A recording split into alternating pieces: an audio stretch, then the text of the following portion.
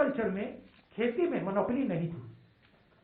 आज तक हिंदुस्तान के खेतों का फायदा किसानों को जाता था, मजदूरों को जाता था, मिडिल क्लास को जाता था, गरीबों को जाता था। कैसे? एक पूरा ढांचा था जो इन लोगों की रक्षा करता था। उसमें मंडियां शामिल थी, उसमें एसेंशियल कमोडिटीज एक्ट शामिल था, उसमें लीगल सिस्टम शामिल था। ये 3 कानून खेती में, एग्रीकल्चर में एक बार फिर जो इंडिपेंडेंस से पहले हालत थी वो करने जा रहे हैं। 4-5 लोगों के हाथ में पूरा का पूरा हिंदुस्तान की खेती का ढांचा नरेंद्र मोदी जी दे रहे हैं। इसीलिए किसान बाहर खड़े हैं और किसान अपनी रक्षा नहीं कर रहे हैं। और ये हमारे मिडिल क्लास भाइयों को और खासतौर से युवाओं को समझना होगा, वो आपकी रक्षा कर रहे हैं, वो आपके भोजन की रक्षा कर रहे हैं। और हम सबको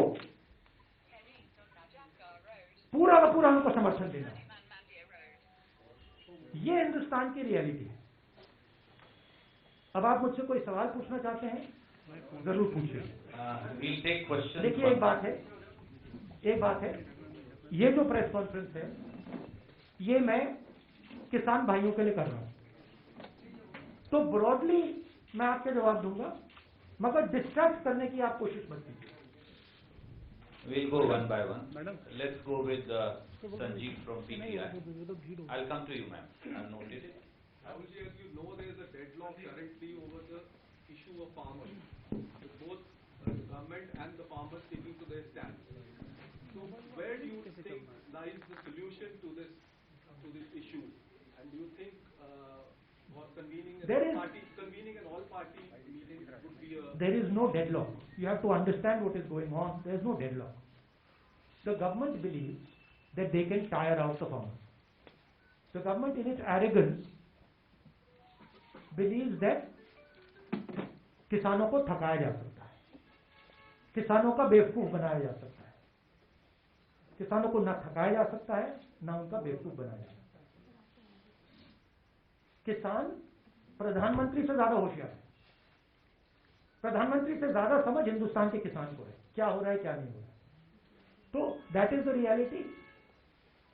सोल्यूशन एक ही आएगा, ये तीनों कानूनों को वापस लेना पड़ेगा, और कोई सोल्यूशन नहीं आएगा। We are exerting more pressure. We are already exerting pressure. This press conference is a means of exerting pressure. But more than exerting pressure, I think the thing to understand is that this is not about farming. This is about the creation of massive monopolies in this country that are going to take away wealth from the people of India. This is the crux of it. Please tell me one industry in India today, just name it for me, which is not monopolized by the same 5-6 people. That is the real crux of the issue. The farmers are, this is the first step, but you will see after the farmers, India will not be able to produce jobs. Why is it that the Indian economy has gone from the worst, from the best performance to the worst performance? Siddharth from ANI. Sir, आपकी press conference से पहले BJP के राष्ट्रीय अध्यक्ष JP Nadda साहब ने कहा कि आप किसानों को बरगला रहे हैं, आप किसानों को कंफ्यूज कर रहे हैं। पहला सवाल मेरा ये है आपसे। दूसरा ये है कि अब विपक्ष के कई नेताओं ने ये भी कहा कि राहुल गांधी हैं जो एक लड़ाई लड़ रहे हैं इस करंट इक्टोरियल रेजीम से। तो क्या आपको नहीं लगता कि आपको एक बड़े रोल में आके अपोजिशन को एक करना चाहिए, अपनी अभी मुझे संभालना चाहिए? पहला सवाल ये अटेम्प्टेड डिस्ट्रैक्शन है। ये अभी फुल डिस्ट्रैक्शन है, अटेम्प्टेड डिस्ट्रैक्शन है, बट ठीक है। जेपी नड्डा साहब जो राष्ट्रीय अध्यक्ष हैं, तो ये आपके ऊपर आरोप लगा रहे हैं कि आप किसानों, देखिए, जो उनके दिल में है वो मेरे बारे में कहते हैं। सरकार किसानों को डिस्ट्रैक्ट करने की कोशिश कर रही है। सरकार कह रही है किसानों को कि देखिए, बात करिए हमसे। 10 बार बात हो गई, 9 बार बात हो गई, वो तो सरकार घसीटती जा रही है। तो रियलिटी किसान जानते हैं। और राहुल गांधी कौन है, क्या करता है, हिंदुस्तान का हर किसान जानता है। किसान जानता है भट्टा परसौल में नड्डा जी नहीं खड़े थे, मैंने तो उनको नहीं देखा। लैंड एक्विजिशन समय नड्डा जी तो नहीं खड़े थे, मोदी जी तो नहीं खड़े थे, राहुल गांधी खड़ा था। तो जब किसान की जमीन का मामला था वहां पे कांग्रेस खड़ी थी। जब किसानों के कर्जा माफ करने की बात आई थी वहां कांग्रेस खड़ी थी। नड्डा जी कहां थे, मुझे तो नहीं दिखे। Thank you. Can we go to ABP Ashish? और ये मैं आपको एक और बात बता देता हूं। देखिए,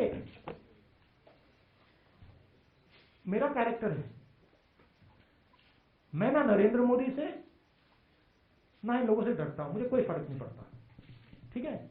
मैं साफ सुथरा आदमी हूं, मुझे ये छू नहीं सकते, बात समझिए। हाँ, गोली से मार सकते वो अलग बात है, मगर छू नहीं सकते। और मैं देशभक्त हूं, मैं अपने देश की रक्षा करता हूं, ठीक है। और मैं करता जाऊंगा, मैं अकेला खड़ा हो जाऊंगा, पूरा देश अलग से दूसरे साइड हो जाएगा, मगर मैं अकेला खड़ा होकर खड़ा हो जाऊंगा, मुझे कोई फर्क नहीं पड़ता। ये मेरा धर्म है, मैं उनसे भी ज्यादा फैनेटिक हूं, ठीक है। और यहां क्या हो रहा है, जिस चीज के लिए देश लड़ा था 70-80 साल पहले, वो फिर से हो रहा है। आज मेरी बात मत मानो, जब गुलाम बन जाओगे तो फिर मानना, मेरे लिए एक्सेप्टेबल है, मैं तो गुलाम नहीं हूं ना। Ashish from ABP. जिसका रेफरेंस सिद्धार्थ ने दिया, जेपी नड्डा साहब ने कुछ स्पेसिफिक चीजें पॉइंट आउट की हैं। उन्होंने कहा है कि एपीएमसी एक्ट को रिपीट करने की बात आपके मैनिफेस्टो में क्यों नहीं। दूसरा उन्होंने कहा स्वामीनाथन आयोग की रिपोर्ट को आप लोगों ने स्टॉल क्यों किया, एमएसपी के प्राइसेस क्यों नहीं बढ़े। इसके अलावा मैं एड ऑन करना चाहता हूँ सर, क्योंकि आज सुबह सुबह आपने भी ट्वीट किया था, जेपी नड्डा साहब ने आपसे चाइना वाले इशू पर भी सवाल पूछा है कि आप क्यों ये क्वेश्चन रेज कर रहे हैं, जबकि ये जमीनें पंडित नेहरू के जमाने में चाइना ने कब्जा। ये क्या जेपी नड्डा मेरे प्रोफेसर हैं क्या, कि मैं इनको जवाब देता जाऊं कि कौन है ये? क्या ये हिंदुस्तान के प्रोफेसर हैं, टीचर हैं क्या? उनका क्यों जवाब दूं मैं? कौन होते हैं वो? मैं हिंदुस्तान का जवाब देता हूं, किसान का जवाब देता हूं। किसान मुझसे कोई भी सवाल पूछे जवाब दूंगा। और जहां तक एग्रीकल्चरल सिस्टम की रिफॉर्म की बात है, हाँ हमने रिफॉर्म की बात की है, मगर हमने एग्रीकल्चरल सिस्टम को डिस्ट्रॉय करने की बात नहीं की। हमारे किसी भी कानून में यह नहीं लिखा कि किसान जाकर कोर्ट में नहीं जा सकता। हमारे किसी भी कानून में यह नहीं लिखा कि मंडी को हम खत्म कर देंगे, नष्ट कर देंगे। हमारे किसी भी कानून में नहीं लिखा कि हम मतलब 1-2 लोगों को पूरे हिंदुस्तान का अनाज स्टोर करने देंगे।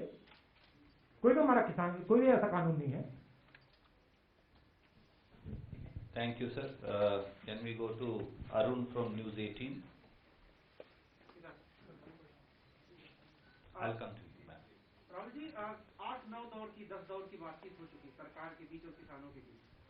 सरकार ये उम्मीद कर रही है कि कभी तो बीच का कोई रास्ता निकल जाए ताकि हमारी भी फेसलिंग हो जाए और किसानों की बात भी रह जाए। अब संसद का सत्र आने वाला है, क्या कांग्रेस पार्टी संसद के अंदर तीनों कानून को खत्म करने से कुछ भी कम पर मान सकती है, या खत्म करने के बाद ही वो माने? देखिए, सॉरी, खत्म करिए।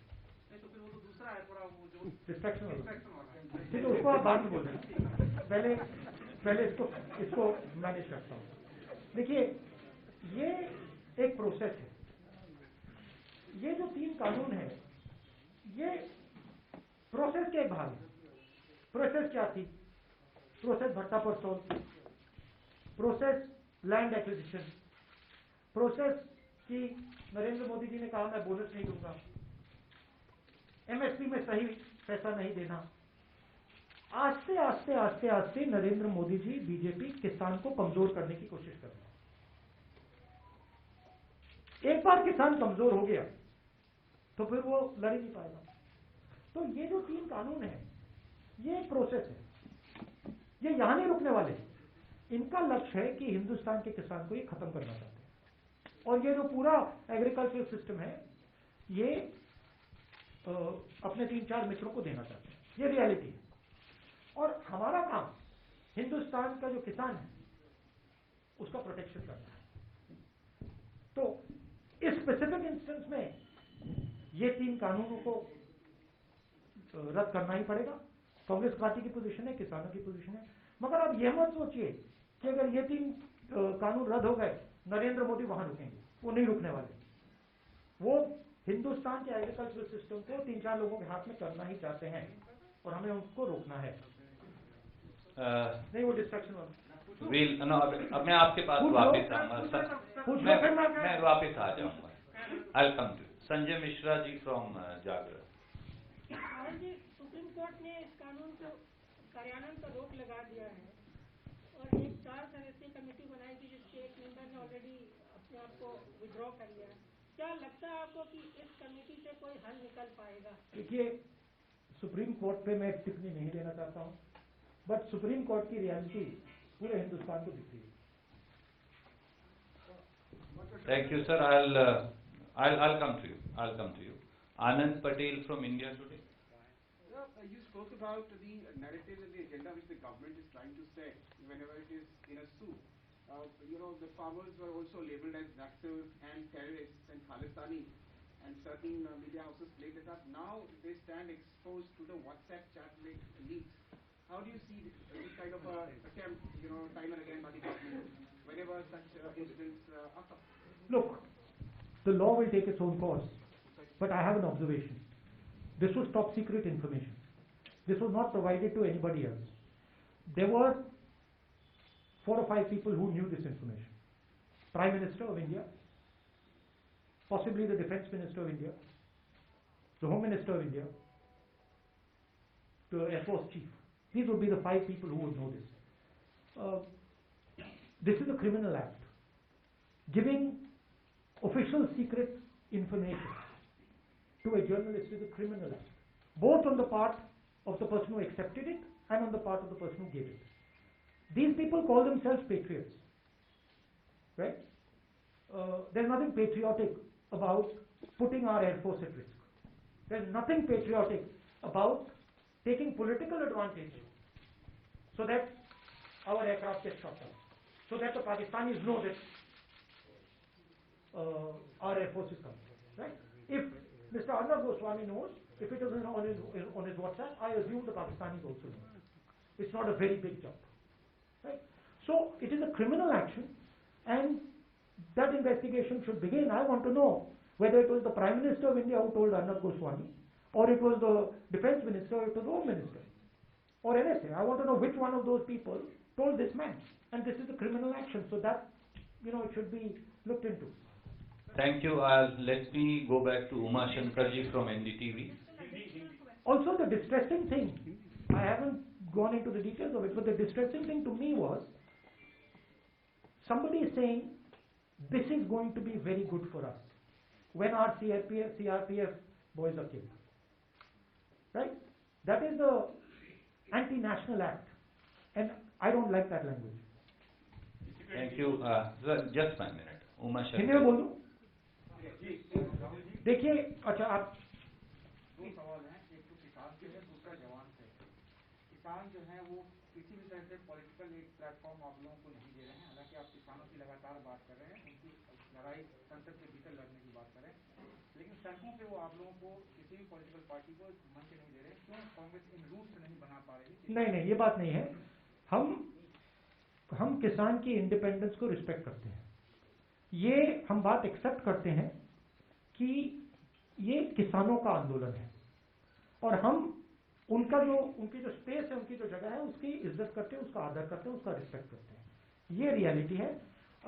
ये प्रेस कॉन्फ्रेंस किसानों को मदद करने का प्रेस कॉन्फ्रेंस है। मैं यहां आया हूं, मैंने कल भी बोला, तो हम मदद कर रहे हैं, हम प्रेस के थ्रू मदद कर रहे हैं, हम स्टेटमेंट के थ्रू मदद कर रहे हैं, मगर हम उनका आदर भी करते हैं। दूसरा सवाल, Thank you. आपने ट्वीट भी किया है, अरुणाचल प्रदेश में चीनी कंस्ट्रक्शन को लेकर जो सवालात आपने उठाए हैं, बीजेपी सरकार की तरफ से मंत्रियों का कहना है कि वो पहले से उनके कब्जे में है और राहुल गांधी जो है अपने गिरबान में उठा कर देते हैं। देखिए, मैंने कोरोना के समय कहा था फरवरी में कि बहुत बड़ी प्रॉब्लम क्रिएट होने वाली है। आप में से लोगों ने मजाक उड़ाया, ठीक है, आप में से लोगों ने कहा कि देखो राहुल गांधी क्या बोल रहा है। शब्द था फियर मॉन्गरिंग। मैं आपको आज बता रहा हूं और आप अपने नोटपैड में ये लिख दीजिए। चाइना हिंदुस्तान की कमजोरी को देख रहा है और समझ रहा है, और चाइना के पास एक साफ क्लियर स्ट्रेटेजिक विजन है।